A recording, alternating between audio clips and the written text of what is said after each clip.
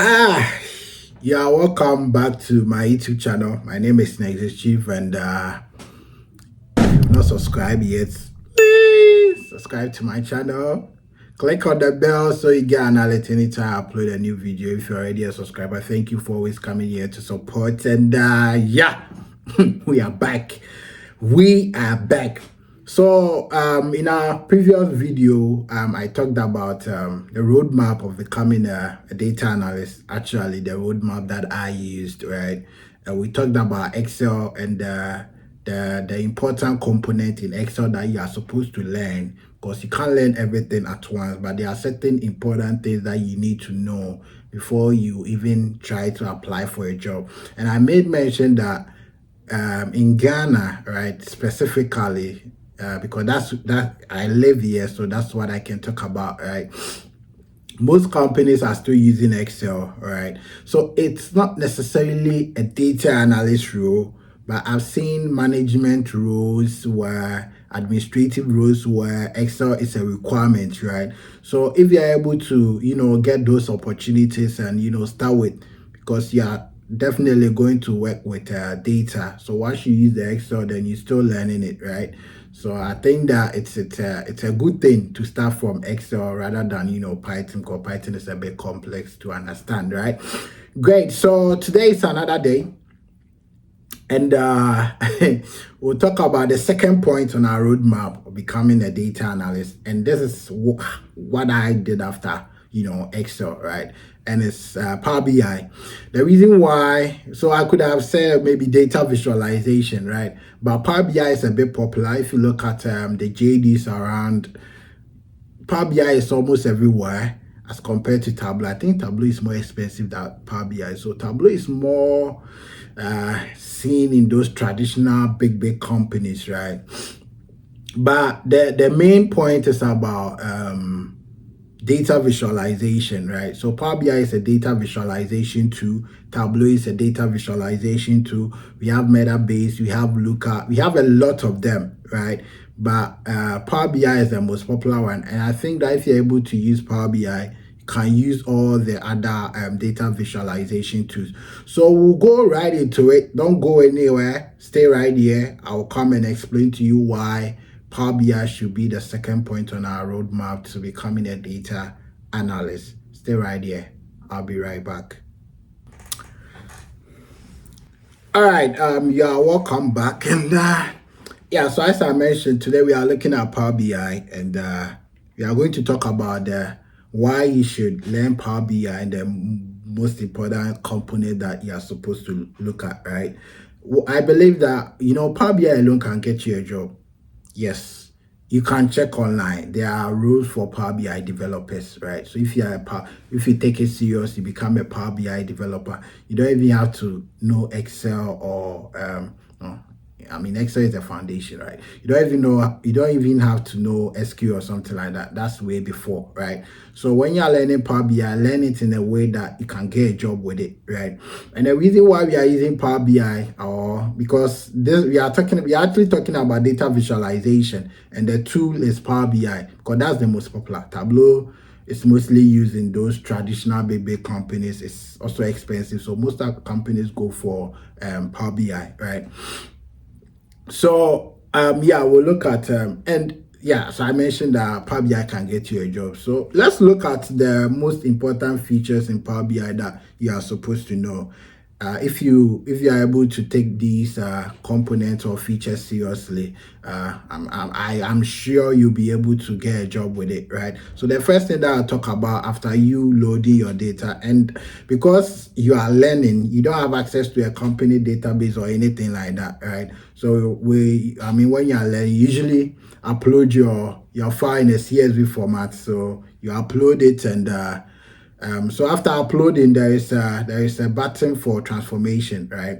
So that's where Power Query comes in, right? So the first component that we're talking about is Power Query, and this is where you clean, you reshape, you transform, you prepare your data before visualization, right? So I mean, those days when I started learning, I was like, what's data cleaning? Like, it sounded so, I was like, where's the mob? What are we actually cleaning? But it's simple from if your data has duplicates, maybe your date format is not showing as a date. Like you are really preparing your data for visualization, right? So any irregularities in your data, you just take them out, you replace something, blah blah blah. So basically, that's what it's about. So Power Query is where your transformations happen, your cleaning, your reshaping, everything happens there, right?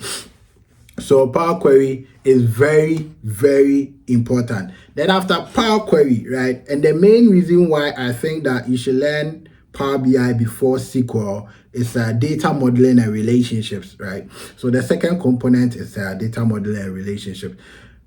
This is where, let's assume that you are working with two tables and you want your dashboard to be dynamic, right?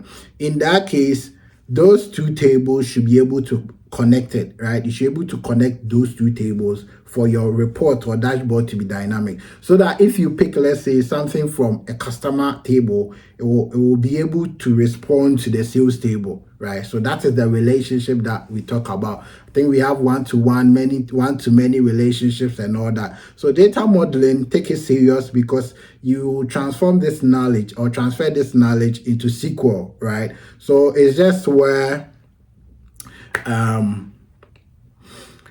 you connect your tables, right, or your data. Sometimes you can upload two CSV files because the data is not in one, right? Yeah, so this is where the connection happens, so that you have your dynamic dashboard. And the third one to talk about is the main man himself. That's DAX, right? So DAX is a data analysis expression. How should I describe it? I think that's the main language that Power BI understands. Let me put it that way. You see the way that we have SQL as the language for database.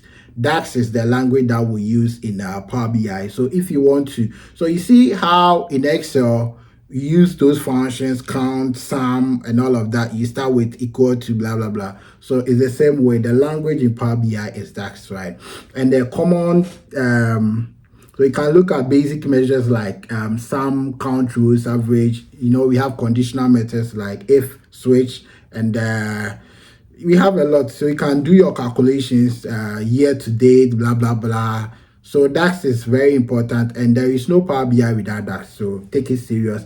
Then after DAX, we look at the fourth one, that's visualization and reporting. So after uploading your data, after transforming it, after using DAX to do some calculations, then we talk about the main man himself. That's visualization. So visualization and report design. So design is how you put this one here, you put this chart here, you put it. So the visualization, in a sense, that is where you choose your charts to represent all the calculations that you've done. So if you say, total sales, right, total sales, how would you represent it in your dashboard? Maybe a scorecard, right? So this is where you transfer your Excel visualization concept to, right? Because that if you want to show maybe the total sales per some categories, if the categories are more than 5, it's not advisable to showcase that in a pie chart, right? So in that case, you use a bar chart. So that's the concept that I'm talking about, knowing which chart to use for which visualization. That's the most important thing, and how you arrange them, how you tell your story. So maybe total sales should come first. After that, total transactions, profits, margin, total sales month on month. You see that kind of story that you tell with your data, right?